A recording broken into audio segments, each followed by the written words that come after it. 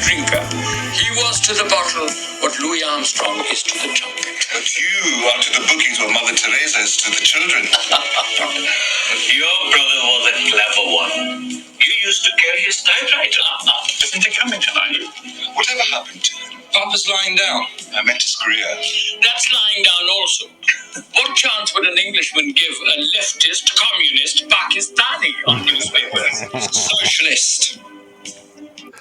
I felt seen when we had a dry British humor followed by socialist communist commentary. And I was not expecting that at all from like a random 80s movie with Daniel Day-Lewis. Well, it was written by a playwright. Yeah, well, that makes a lot more sense. Yeah, the whole thing reads like a play. Totally. And it became a play now. Did it become a play? I didn't know that. With the main actor who plays Omar, forget the actor's name, but now he's playing the father character in the Gordon Warneck. Yes. So yeah, he plays the father character now in this kind of repertory run of My Beautiful Laundrette, based off the script of the film from 1985, which we will talk about later in today's episode. All about film trace. I like that little. That was a good handoff there. I tried my best to do a layup for you. No, it's fine. Hey, welcome to Film Trace. This is a podcast where we trace the life of a film from conception to production, all the way to release and reception. We are doing Risqué Romance. We are in the 80s. We did Badlands and Harold and Maude in the 70s. What did we do before that? Lolita? Yeah. Lolita and Taste of Honey. Yes. So we are up to the 80s. We have a special guest, friend of the show, Bridget. Why don't you introduce yourself? Friend of the show. Wow. You're friend of the friend pod. of the show. Yeah. Absolutely. You've done like 4 or 5 times. Can you hear me? Am my sounding okay? You sound great. I don't have any little lines on my thing. You know what I mean? Oh, yes, you can tell. I'm seeing it record though. So I'm seeing sounding it. Clear. Fantastic. Loud and clear. Hello? 1, 2. Friend of the show. Bridget, do we say last names or not because of all the internet fans? If you want. Yeah. You do you, man. We'll stick with Bridget. Thank you very much. And I'm here in support of Dan and Chris and this wonderful podcast.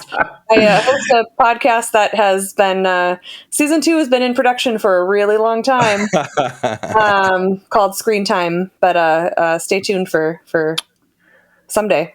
Yeah. I mean, you guys had, was it back in like, January, February? It was a while ago. We kind of you've been teasing this second season specifically with the promise of a guest spot featuring the screenwriter of Sonic the Hedgehog. Correct. And we are working on that.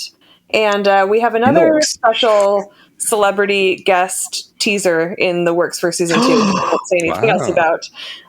Mark's got all these the most random connections that you can ever connection. We've actually so in our podcast we the kids ages what are they now, 7 and 9, talk for about 20 minutes about something that they're watching that they like, and then we shift over to the grown-ups, me and Mark, and we talk about something. And we actually have about 5 kids parts of the podcast recorded and waiting. And Mark and I can't get it together to do what we need in the bank. So they're in the can. They're in the can. In the can. I love it. For sure. Chris, what are we talking about here? So we've already talked about My Beautiful Laundrette. What's the main film, though? Yes, our feature presentation is a more stateside entree, if you will. And I had to have Bridget on the show because she's the one who introduced this film to me. Really? Landmark 1983 rom-com Valley Girl. Classic. Directed by Martha Coolidge. So maybe since you're the reason, I mean, Dan, you actually picked the movie, so I want to hear your background with the film as well. But let's start with our guest. Go for it. Where did you first encounter this film? What has it meant to you over the years? Why did you introduce me to it in college? Valley Girl is a film that goes so far back in my personal history that I have no memory of first watching it. Whoa. Like you have no memory of your first understanding of Santa Claus. right? It just always was. 1983 was when the film was made, which is also the year that I was born. Very special year indeed. But I honestly can't remember the first time I watched it. It was just like you had your staples that you watched all the time, and Valley Girl was one of them. Another one was Girls Just Want to Have Fun. Yeah. It was a little bit later with Sarah Jessica Parker and a very young Shannon Doherty and Helen Hunt, like a 12-year-old Shannon Doherty, but we're not here to talk about that, I guess, right? Why did I introduce it to you in college? I don't know, because it's a great movie. Because it rocks. I don't know. Yeah, it's St. Elmo's Fire is another one like that for me, where Yes. I have to say, through the lens of being a parent to young children now, I think of the garbage I watched as a kid and how that formed my sense of self and worldviews and values, and how I would definitely not let my children watch these movies. Not because they're so necessarily inappropriate, but I feel like a lot of them. St. Elmo's Fire is a great example where I'm like, what are the values in this movie? Like, what? Yeah. Really? Reaganism? Yeah. I mean, among other things, right? But I actually, so Valley Girl is one that I don't think it's so bad. It's not garbage at all. No, like it's actually, it's pretty good. It's pretty interesting. Little known fact, well, I guess it's a pretty well-known fact, but I'm originally from Southern California, Thousand Oaks, Los Angeles area, You're not from- exactly is it the valley, Close, but right? a little bit. I do have a neighbor here in Minneapolis who refers to me as Valley Girl. I'm like, I don't know. He's maybe about 15 years older, and I'm not totally sure why, but no, I love this movie, and it seemed like a no-brainer that Chris would like it when we were friends in college, because it kind of hits all the marks for me, and it did, especially when I was that age. This was really the kind of movie that I was really interested in, maybe because I wasn't quite ready to watch super serious things because vulnerability, right? But like it hits all the marks of being kind of cheesy and low budget and campy, but it also is like an enduring story, I think. Yeah, Totally. there's definitely something there. I remember I came across it in my 20s, and I think it's my late 20s, and I don't know why I decided to watch this, but I think I've read some online forum or something where somebody said it was way better than you think that it is. Was it me? It might have been you, actually. You might be the common denominator in all this. And then I watched it. Yeah, and I watched it. I was like, I'm gonna say I was kind of blown away by it when I watched it in my 20s. Like I was just like, whoa, like this is. I'm already a sucker for romance films. Like I love rom-coms in general. And this one of my favorite parts about watching the movies is just watching people fall in love. I think it's like a really fun thing to watch. And this is one of those movies where the kind of as they are falling in love, it's got to be up there. Yeah, like one of some of the best like on-screen chemistry. Oh, yeah, and just the music, like the scene in the club. Yeah, there's something special about it. And on the rewatch, it feels a little bit different on the rewatch. I don't know why. But yeah, I mean, let's dive into this thing. What is this movie all about, Chris? Well, so it's probably most well known not only for being named after the slang term of the early 80s that was technically coined by Frank Zappa from his song, also called Valley Girl, in which his daughter Moon Unit does the infamous vocals, in which she says a lot of like kind of talky Valley Girl-esque expressions, such as gag me with a spoon, as if, all that stuff, right? And the other part of its infamy has to be the fact that it's the first lead performance from the great Nicolas Cage, who is an actor. I don't know if we've ever focused on a Nick Cage movie for the pod, Dan. I don't think so. So it doesn't open a can of worms, right? Because there's been a huge like kind of cascading, change of opinions about Cage over the years. But I do think like in the 80s, people were really impressed by him, not only with this, but with Moonstruck and Raising Arizona. And then in the 90s, it got iffy with mainstream action films, and then he obviously had a number of resurgences in the 2000s and 2010s to the point where like he even played an exaggerated version of himself in a wide release movie just last year, the long title thing with Pedro Pascal. Pretty good. Well, I hope Kinda if you loved it. someday talk about Con Air, you'll have me back. Oh, Sure. absolutely. Oh, for sure. That's a mean- promise. Oh, that was a prime miss for the absurd action. Yeah, it was So tough. A lot of that's movies one have of my that. other favorite, most watched movies. Sure, totally. I mean, we'll just do an airplane cinema themed season. Yeah. We'll come back to that. Yeah. Anyways, yes, like you guys mentioned, it's a classic meet cute. Kids from wrong side of the tracks. I mean, it's a little bit Romeo and Juliet, right? Right, totally. Yeah. To the point where like the main characters are named Randy and Julie. Like it's not subtle. Yeah. But I think one of the things that really stood out for me upon rewatching, and I don't even really knew if it registered back in college about like who the director was, the fact that it was a woman director, and the majority of these kinds of films, especially in this time period, were not female centric, nor were they helmed by women. But that really kind of spoke loud and clear, with some exceptions. I think we need to do a deep dive on the bathroom voyeur scene. Yeah, there's some problematic things going on here. It is an 80s movie after all. But other than that, like it that's what I think it really, what makes it still sing in 2022 is that really a solid perspective. I think even as like a young girl watching this, that the female point of view throughout, and even in like the way the romantic leads kind of pursue each other, and in the way that Randy is framed, if that makes sense. Yeah. Like to the viewer, to the point of view that is like looking at Randy, like it feels very female centric, and it felt very genuine.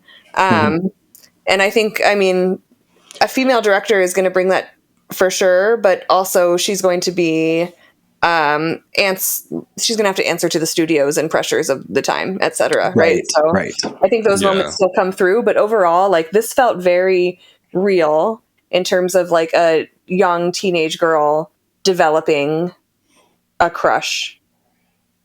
Like this was a movie that I could, it felt extremely honest in that way. Yeah. I always felt that there's a sense of authenticity to this movie. Yeah. It just didn't feel overly constructed. A lot of that too is like, and I didn't realize this until I started researching it. I just assumed that it was like a major studio film. But this is like a micro indie. Like the budget today would be about $1 million, which is like budget was $350,000. Yeah, in 1983 dollars. So you're talking like even that would be considered a micro budget film these days. Like that's below what Blumhouse would spend on like a throwaway DVD, straight to DVD or straight to streaming horror movie. And I think that like that, thinking about that now and seeing the movie, like there's parts of it that are just sort of like the editing and some of the shots feel a little clunky. But like that's part of its charm too, though. That's part of its charm. But if you think of it as like an indie film, it does really kind of rearrange my perspective on it, because it has none of like this. It kind of sort of feels like a big studio film, I think, because the writing and the acting is so good. But like there's also this sort of rawness to the whole thing that I think, because it's an indie film, it helped capture some of that authenticity of the emotion. I think Nicolas Cage and Deborah Foreman were kind of falling in love in reality, is what they said. Yes. And so, which tends to happen sometimes in these movies, but like, yeah, the scenes where they have this chemistry, that's real chemistry. Right? That's not, I don't even think it's partly acting, but it's partly just being in this moment, shooting a movie, I think in 4 weeks probably, all on location. They had no permits whatsoever. I mean, it's kind of like a weird guerrilla type filmmaking on some level, but it doesn't, I don't know, like no one would ever mention it that way, right? No one ever thinks of like Valley Girls like, oh, this is this great indie film. No. Right? No. Like it doesn't really have that. About why. Why do you think that is? I mean, sexism, patriarchy, the fact that it's a romantic comedy essentially, and the fact that it's very like teenage girl centric. Yeah. Sure, yeah. And I think it deals with things that are considered like not serious. Yeah. In the way that they are often very like framed as like feminine concerns too. Yeah, Absolutely. like even to the point where it's like, unlike a lot of the films that followed it, where even if there was like a female perspective, it was still like through this male gaze, right? Where it's like, oh, of course she's in love with him, or like he felt like to as an object of affection. But here, like, I mean, I'm thinking about like the beach scene when she first sees him. Like, that's That's like what I was thinking about too. it's one of like the earliest examples I can think, especially for a movie that, you know, is, even though it's indie, you know, financially, but it's become part of this like worldwide cultural phenomenon of, you know, the pantheon of 80s rom-coms. You look back at it and it's like, okay, that actually is like, that's the female gaze, and you Right. compare that to everything else, like, you know, the Sure Thing, Breakfast Club, all the John Hughes, John Cusack stuff, and nothing even comes close to that kind of Right. that And kind of filmmaking. those were the, like, so again, thinking of like a coming of age, even though I didn't come of age in the 80s, these are still the movies that we Right. had. That, right. Yeah. So, like all those other movies, like, Pretty in Pink, 16 Candles, the girl has a crush on a boy, different sides of the track, popular, not popular, like all the themes are there. But what I love about Valley Girl is that it's really apparent that like she falls for him. Yeah. Right. And like, it's mutual, but it's really like she gets to have some agency in like who she's choosing. And that seems consistent throughout their relationship in a way that is really nice. Yeah. I'm curious, Dan, when you, I think it's different, right? If you're seeing it for the first time in your late 20s ish. Yeah. And obviously it hit you hard, not only because you're like a big rom-com fan, but because like you mentioned, there's that authenticity to it. And even like divorcing it from like the gender stuff, if that's, I mean, that's not possible, but you have, side. but like from like a pure filmmaking perspective, I mean, part of the appeal of a lot of these movies for me is the music. And I'm wondering, like, late 20s, like, I feel like that for you, Dan, is like when you're starting to do the deep dive into like power pop and stuff. Yeah, no, of course. So is there like a crossover there where it's like part of that absolutely. authenticity lies in that soundtrack? Yeah, because it's interesting too. You know, before she was making this movie, Martha Coolidge was supposed to do another movie for Francis Ford Coppola's studio that failed. What was it called? Zoetrope. Yeah, Zoetrope. So she was supposed to do that, and she'd spent like I think 3 or 4 years like going to like rock clubs or whatever for this movie as like a research. And so like the one thing this movie does is it's a time capsule in a lot of different ways, but I think specifically with new wave music, it is like a bullseye of, you know, this time period in 1983. And like going back and listening to this, it's sort of like a guide to that music, right? And what it was all about. And like, you know, even like young people now, you ask them like, what is new wave? And they might sort of know, but like here it's like so clearly the lineage of like punk. And then as punk died out, like new wave kind of taking its place, which had like punk elements to it. It's such a like a specific social, like just cultural time, like subculture going on, right? And she gets it so on the money that like there's a richness to it. You know what I mean? And like when you see it now, it feels layered, and it feels like she dug really deep into what was going on. And like I don't know, like here's the thing: how accurate is it to like the lifestyle of the San Fernando Valley in the like 80s? I don't know. Like most of these people involved aren't from the Valley, but I don't know. Do you think it's accurate? Yeah. Yeah. I mean, like maybe some things are exaggerated for comedic effect, but like pretty accurate. Like, I mean, I think there's authenticity and it's genuine in that sense too. So now that we're talking about this, I'm remembering that one of my, the big things of this film to me was that I had the soundtrack whenever that came out, which I think was maybe later. Yeah, like 10 years later. And I, lots of distribution problems. Lots of rights. And like the Josie Cotton, especially, I was just like, ooh. Yes.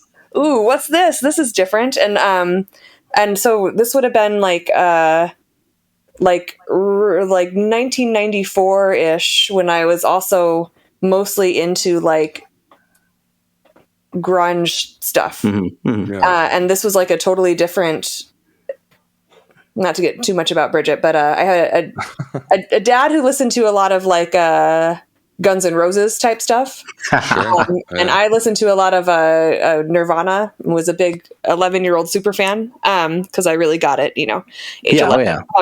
And then this soundtrack was just, it was like music like I had not heard before, because it was like music from the era, but it wasn't any of like the records that my parents owned. Right. Because it was specifically part of that like Hollywood scene that never really got to the Midwest until like MTV, right? Yeah. And it was like, well, this is kind of like some Cyndi Lauper, like it's kind of like Talking Heads, but it's not. Right. Yeah. That was the angst in my pants. Oh my God. I know. And that's such a weird example, because like, for me anyways, I look back and see like bands like Sparks and Bonnie Hayes, and you like, oh, that's like kind of weird. That's kind of like left field pop music, like artsy pop music. But in the movie, it's so like aligned with like the mainstream, that Valley Girl, like preppy kind of, and to the point where like the lines are so blurred. And one of the interesting pieces of trivia I learned is that originally Coolidge was trying to get like the Hollywood punk band X to be the bar band when Randy takes Julie downtown, but X said that they didn't want to alienate their Valley fans and make it seem like they were like taking a side. And so then they get and like they're a lot like rougher around the edges than the freaking Plimsolls they get plopped in there. And so it's just like, it's so bizarre, this like amalgamation of like weirdo pop music. And in some ways, like Nick Cage's taste in music in the movie is more straightforward than the Valley people's taste in music. Weirdo pop music, like this is new wave, right? So but it was popular, like I'm thinking of my parents who grew up in LA, in the Valley, well, kind of around, but and like I still, they're like a little too old for this stuff, and I was like would have been a little too young, right? So I think it's like the interesting like history of new wave too, of like it like captures this like very specific moment in time and place where this like genre almost took hold. And then it kind of went away. Yeah, it kind of dissipated pretty quickly in like the mid-'80s. I Melt With You. I mean, oh my God, let's talk about famous. I mean, I was looking at like kind of the chart when it was like really popular. It's it's kind of weird because the song peaked. It was an import single that started to get played. It looks like the end of 82, early 83. This movie was released in April 83, I think. Yeah. It also, that song also topped its peak chart position was in April 83. So it's kind of like a weird sort of like, I don't know, confluence or whatever, that this song is like peaking as this movie is coming out. And then from the movie, it gets even more famous and kind of goes on and on and on. It's probably one of the most famous songs from the 80s, right? Oh, totally. Like young people know about that song, right? And the thing that really stuck me with the rewatch, compared to like so many movies that use a pop song for montage, they don't cut it down. I think maybe it's cut down by like a few bars, but it's essentially the entire song gets played with like these really extended like B-roll shots of their relationship blossoming. Yeah. I mean, I think the use of music here is interesting, is in the sense that like it also kind of feels restrained on some level. Like she's using it in the right moment at the right time. Yeah. And then she's, there's long montages and stuff like that. It's kind of funny. And this is like a sidetrack, but like recent movies that I've seen where they just like, they play music over everything to kind of give the movie some semblance of like, I don't know, potency or something. If you like do slow-mo and play music over it. Pat it out, like, pat it out. Yeah, exactly. I'm thinking the movie that comes to mind for some reason, which is a good movie, and I don't want to disparage it, but Booksmart was one of those movies. Oh God, yeah, no, you're where right. it was like, let's slow this down and put music over it. And like it's such a powerful thing to do. And I think in like Valley Girl, they do it, I think, for the most part pretty well, but it can easily get out of control. But it doesn't really happen here. I think she makes those poignant moments just really, really work. Especially the moment when they first kiss in the club, which is like one of my favorite scenes. It's just unbelievable. It's all pretty. So according to Wikipedia, the song was made popular by its appearance in Valley Girl. Stateside anyway, yeah, for sure. Yeah, and then, but I'm just wondering, because it's a song that you hear so much, and lots of covers and lots of other movie appearances. So Totally. I wish there was just a list of all the movies that used it. But yeah, because I'm trying to think of like all the different movies I've heard this song from, and maybe it really is mostly Valley Girl. It also has that great music video, right? which is kind of iconic. It's a fantastic song. Yeah, it's just literally perfect. Yeah. It should credit where credit's due. Like Coolidge did handpick a lot of these, but she did have a music supervisor that like went pretty huge, not just in Hollywood, but with like the music industry. This guy, Michael Papali, is essentially the reason that 9 Inch Nails went mainstream, less than 10 years later. The 9 Inch Nails. Yeah, the 9 Inch Nails, sorry. The Trent Reznors.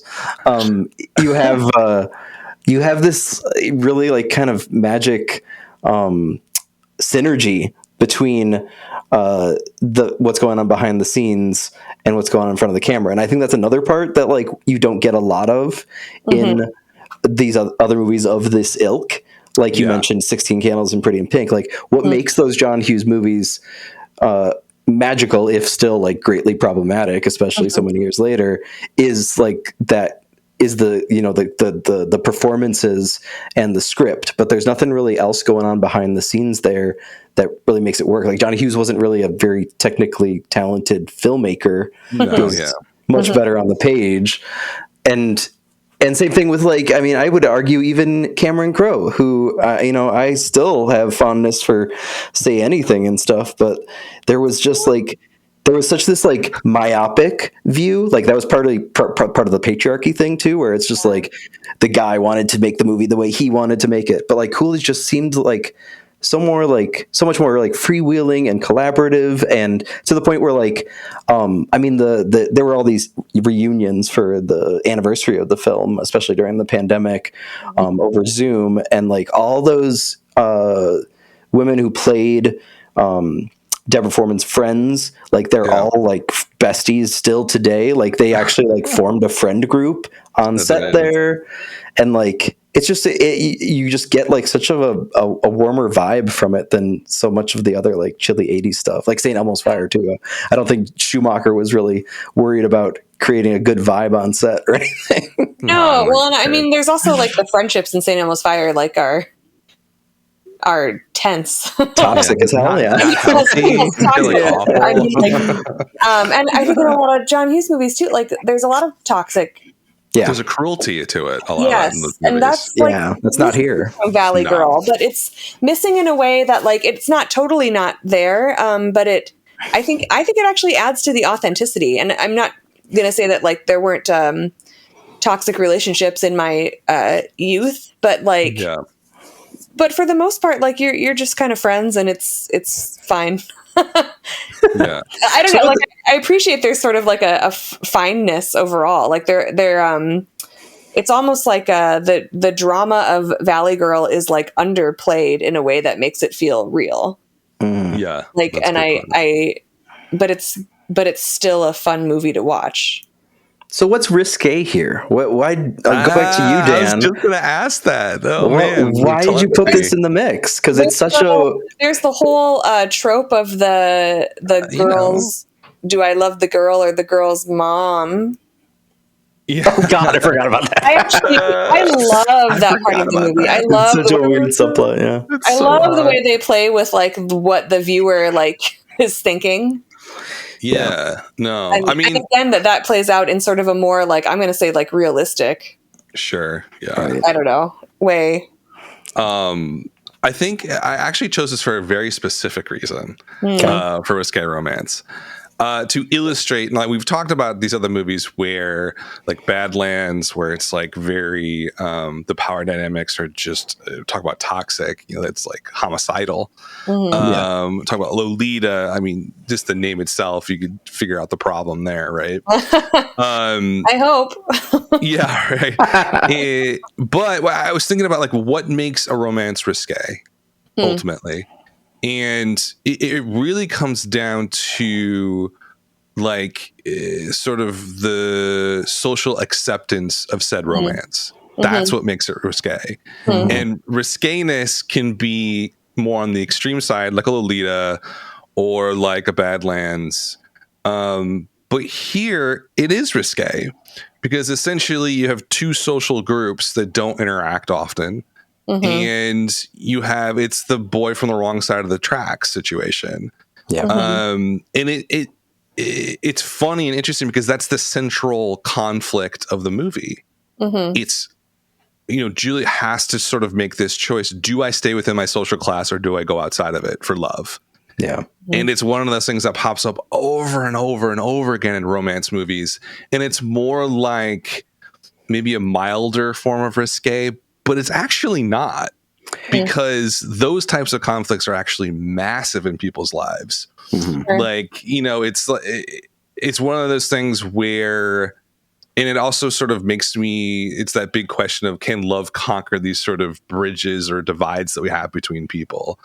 And sort of this movie has a very clear message, but that obviously always doesn't play out very well. Like, you know, what's going to happen if they get married and have kids and stuff like, is it going to work out?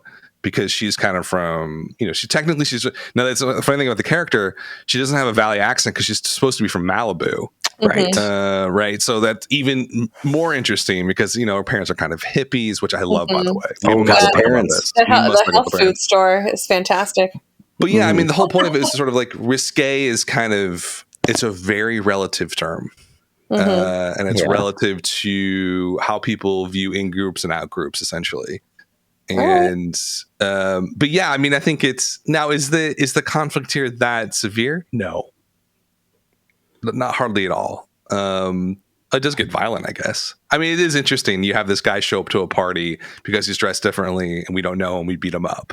Yeah, right. It is like we register that in our heads as sort of normal, but it shouldn't really be normal, right? No, like that shouldn't be that trope of like different attack, different hurt. You know what I mean? Like, I don't know. It just, to me, it's sort of like, it's kind of baked into this movie as assumptions, but there is still something there in terms of like a meaty conflict.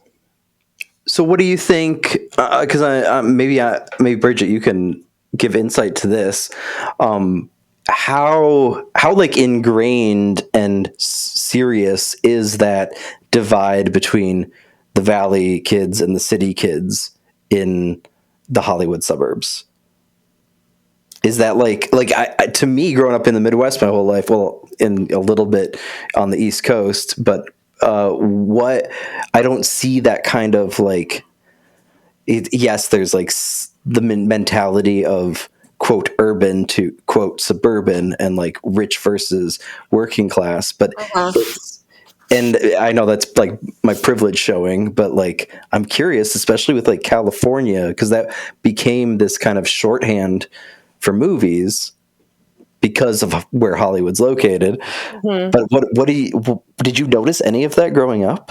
I mean, I it's important to note that my family moved when I was 2. So as much as so when you were 1.5, when I was 1.5, you know, being in the social dynamic. But I have a lot of extended family there, and we did grow up visiting. And I mean, and I actually would love to have my mom answer this. My mom relocated.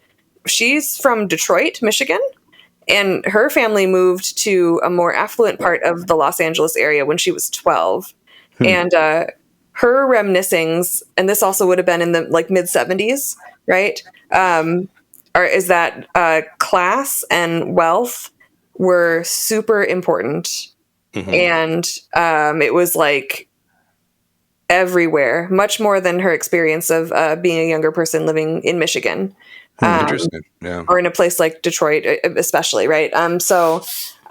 Where certainly there are class structures in Michigan, as there are in Milwaukee, as there are in Minneapolis, right? So that cultural divide that comes with class, like part of that probably is some privilege, not recognizing it, because I think that exists here and that exists everywhere. Sure.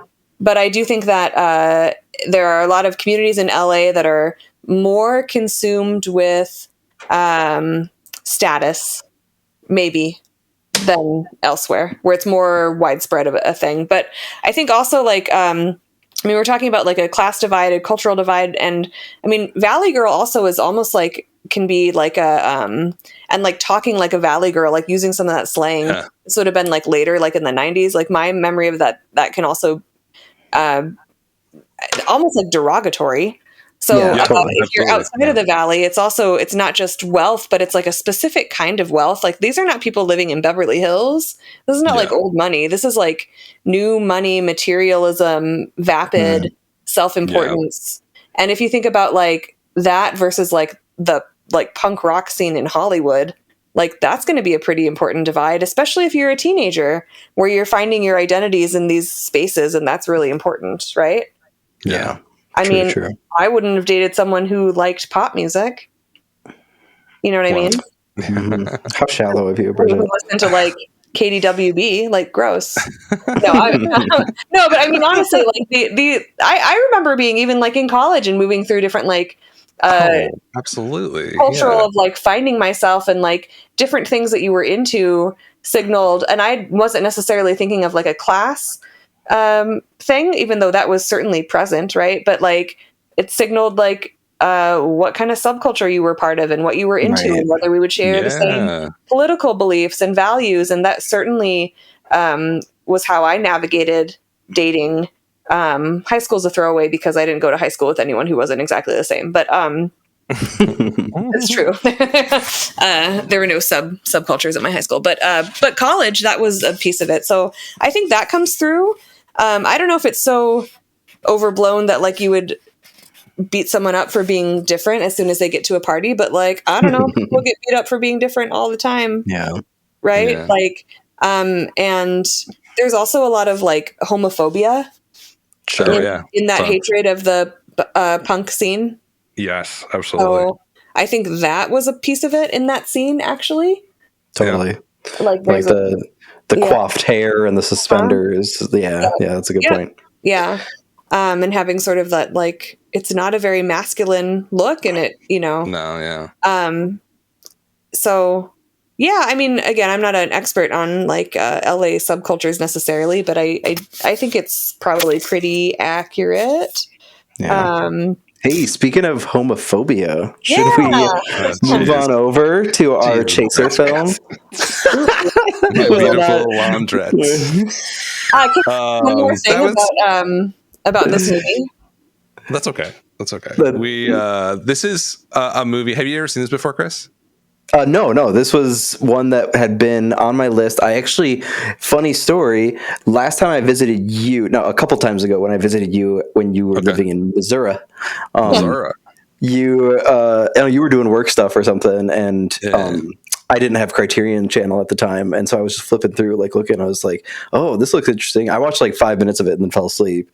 But it'd always been in the back of my head, like, "Oh, I want to go back and finish that," because that first 5 minutes is just like so wild. It just like starts with this like ransacking of this rundown flat in Britain, and like in medias res, you have no idea what's going on. Yeah. And then so when you picked it for this, I was like, okay, good. I finally get to go back and actually watch this movie. So thank you.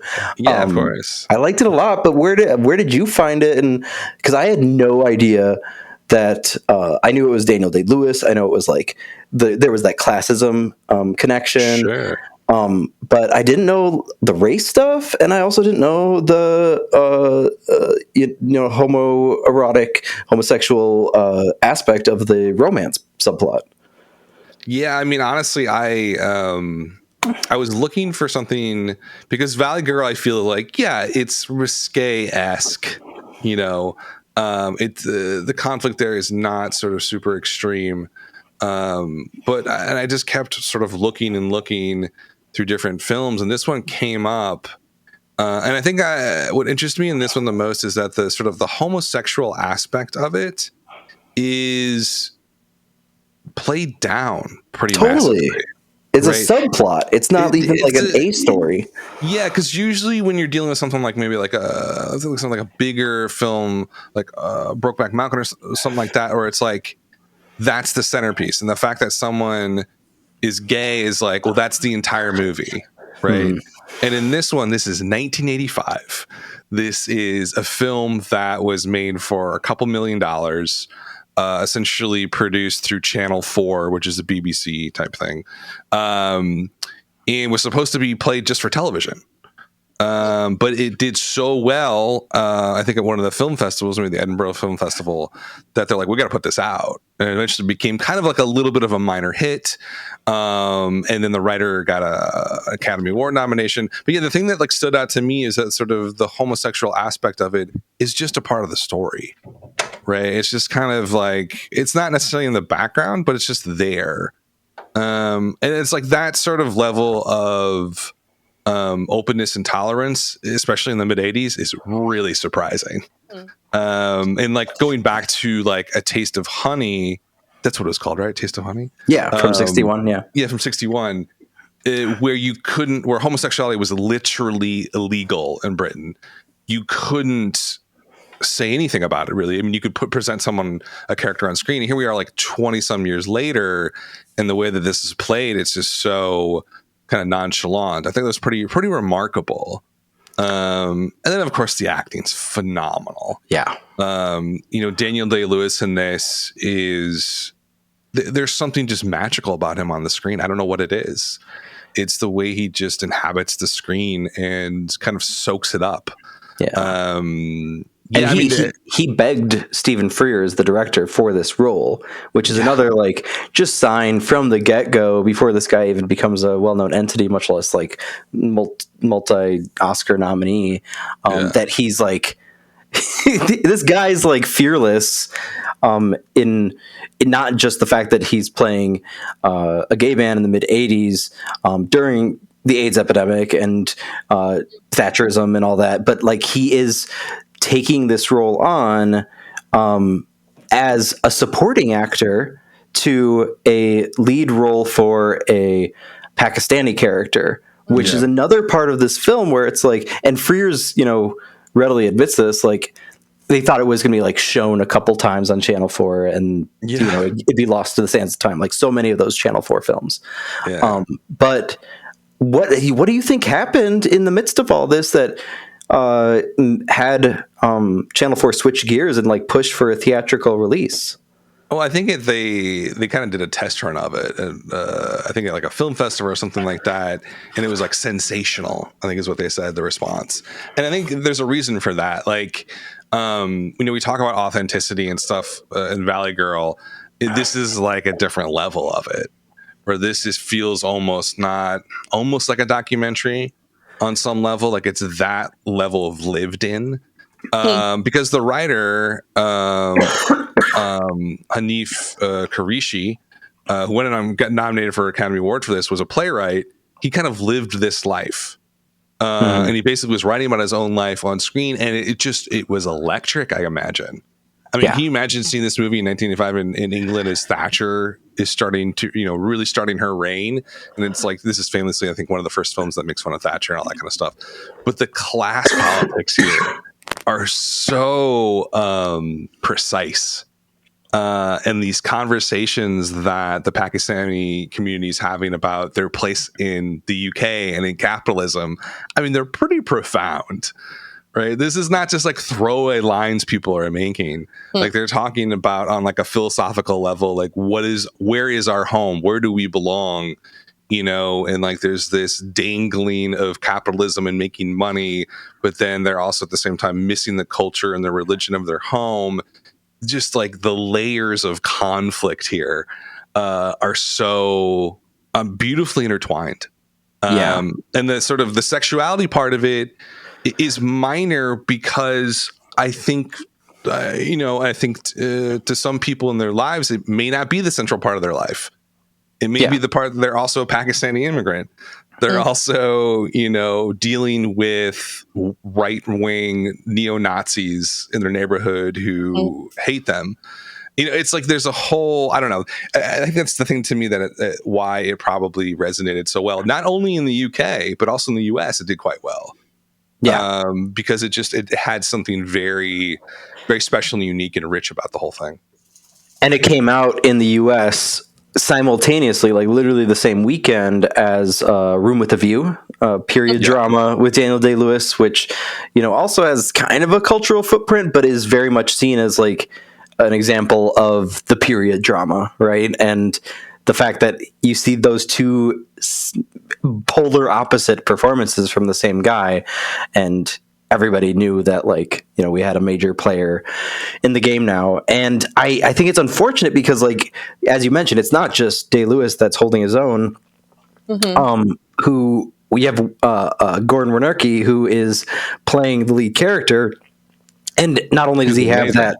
Yeah, he's amazing. He has that similar sense of fearlessness to him because that's part of the nature of the character of being this not only gay immigrant, but also like willing to like just throw himself into this entrepreneurial business and get in, dealings with drug dealers with drugs, and like trying to float a business, and like it's just like it's so weird because it's so small, and yet these characters are so big, and like you said, it somehow still comes across as natural, which is interestingly enough like another commonality with Valley Girl, because like I can't imagine Valley Girl without like the bigness of Cage's performance, even though it's actually like a really small story about these two characters that find each other.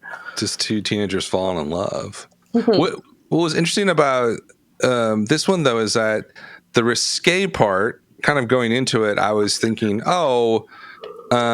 is going to lead to the homosexuality is going to lead to some of conflicts, but that's not really the core of it here. The core of the conflict is more racial and class based. Yep. And also domestic, like the Omar's family. I loved all the interplay between like the uncle and the cousin, and the uncle's mistress is like a really good supporting character too. Yes. Yeah. I think the one thing that like you were kind of saying, that risque part is like, and we talked about this going back to A Taste of Honey, that kind of kitchen sink realism that film brought to it, where it's just like it lays all this out, and that movie also had that kind of play vibe to it. Yes. Where also written by playwright. Yeah. So, but it's also like so about like the lived in sense of place. And I just like there's something about that kind of that British cinema. Whether it's originally made for television or not, where you have to, I feel like that piece is almost missing from American cinema. Like I was just going to say something about this. Like it's so much more generic, and I live here, but I feel like so much more of that mise en scène when I'm watching a really good British drama. Well, it's just sort of like. It's like there's something about it because with this film, it takes place in South London. It's so specific. The neighborhoods are so individualized. There's just this levels of social realism going on here. In America, we don't make films like that. In America, it's supposed to be generically everywhere. Right. Yeah. And like, I was thinking, like, is there a film that recently came out that has this level of complex social arrangements going on? I mean, truly. That's a fair point. I mean, the first thing that comes to mind is Florida Project. Yeah, that's a good point. But also, Flutter Project seems like it's like 2 layers, and this one has like 4 or 5. You know what I mean? That's fair. That's fair. Like, It's like uber specific, whereas very here specific. it's I mean, and that's the other thing. Like, obviously, if you were to nitpick, like they didn't push, and they maybe didn't have a pool for like actual Pakistani immigrant actors. That's true. Yeah, right. because a lot of them are not. Right. So they're pulling from Indian immigrant actors, Moroccan immigrant actors, etc. But even like those actors, including the guy who plays the uncle, I forget his name. Some interview where he was mentioning that like even though it was the cultural differences, that is still like a common immigrant experience of having that kind of specific financial pressure of, and I mean, I've heard this from my own students here in the States, where it's like you end up getting so bogged down in this financial pressure that you feel like you have to like make good on the chances you were given to get to this quote safer place. And so that's why it's like uber specific, but like you were kind of hinting at, it's still so universal, and so like not bogged down in stereotypes, but also not bogged down in hyper specifics, which is like the exact kind of balance you want to get for like a timeless piece of cinema. And it has a wonderful happy ending. True.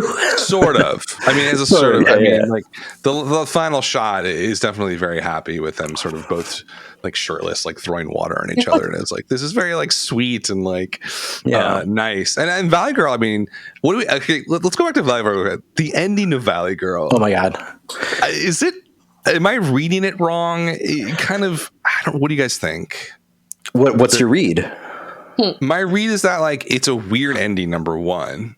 I wish she would have ended it a little bit differently. But it's essentially they're in the limo, and the driver is like, "Oh, are we going to the Sheraton or something? Going to the hotel," which is supposed to be it's after prom, so we know what happens, right? And then it just ends. It kind of reminds me a little bit of The Graduate, a little bit. Oh, she takes off Tommy's ID bracelet. Oh, okay. You got the details. Tommy's ousted now. Right. So she's made her choice, right? Yeah. Right. She's finally decided. And I don't think the Graduate thing's a coincidence either, because they even, with that subplot of the fake out, making the audience think that there's going to be a relationship between the kid and the older woman.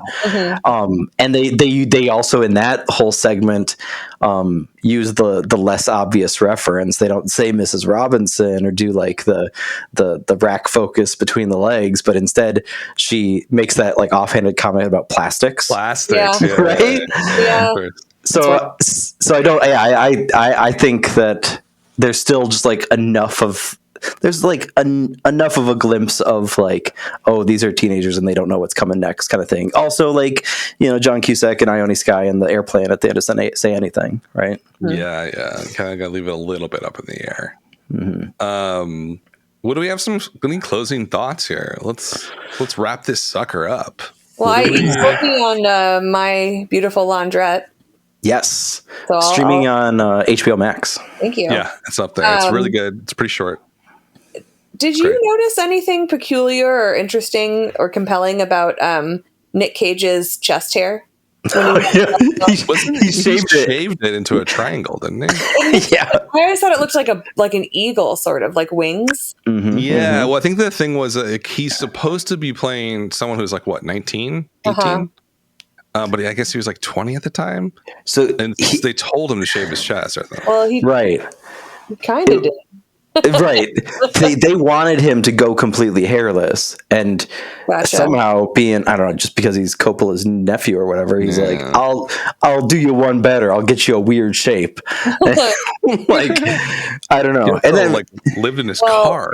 Well, as a young girl watching this movie, like that was what I expected of chest hair.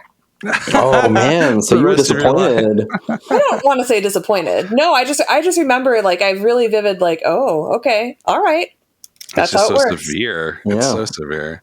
So Here's the thing I'll bring up maybe as like a closing idea. I listened to another podcast about Valley Girl, and the sentiment was not great. And I looked online on a couple of things. You know, it's not super well received across the board. And I was reading through like Letterboxd reviews, and there's a lot of negative stuff in there. haters.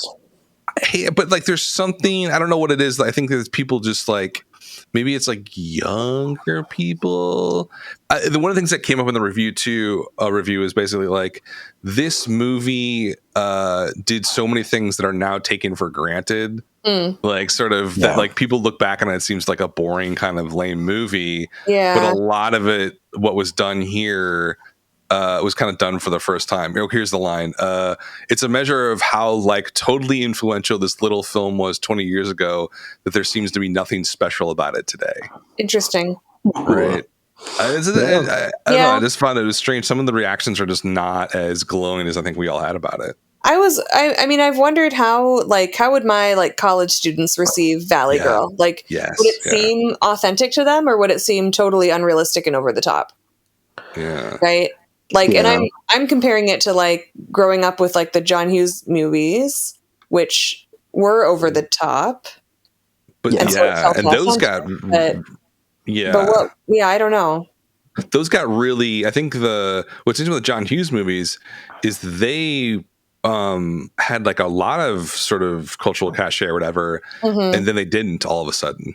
Well, right. There's kind of a reckoning. Super problematic.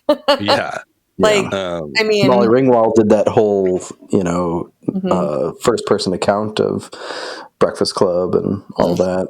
Yeah. For the New Yorker, I think. So yeah, and I mean that's another thing. I just feel like what's missing with a lot of these people seeing Valley Girl, because it felt so plain as day to me, like we started the show with, where it's like this is such a more even keeled like bathroom scene, notwithstanding. This is wholesome. This is like gives a lot of agency, like you said, Bridget, to the female protagonist. But I do think you're still right, Dan. Like, if you're ultimately still going to have a lot of those tropes in there, no matter how well they're done, no matter how genuine the chemistry is, there's lots of it. I mean, she literally, the studio told her she needs 4 boob shots in the movie. And she's like, okay, and then she does like a boop, boop, boop, boop. It's like clinical. It's kind of an example of like someone, and this is to Martha's credit, I think, is like this was planned as an exploitation film. Right, which is why it was only thing. Porky style 300K. That's why she got. It was originally called Bad Boys. And so like she like basically hijacked the movie. Right. It was like, I'm going to play ball with you guys, but I'm going to make this kind of really interesting. She's going to enact her vision of what she wanted to do, and I think she came away with something pretty awesome. That's what I think. Sure. Yeah. For totally, sure. Totally.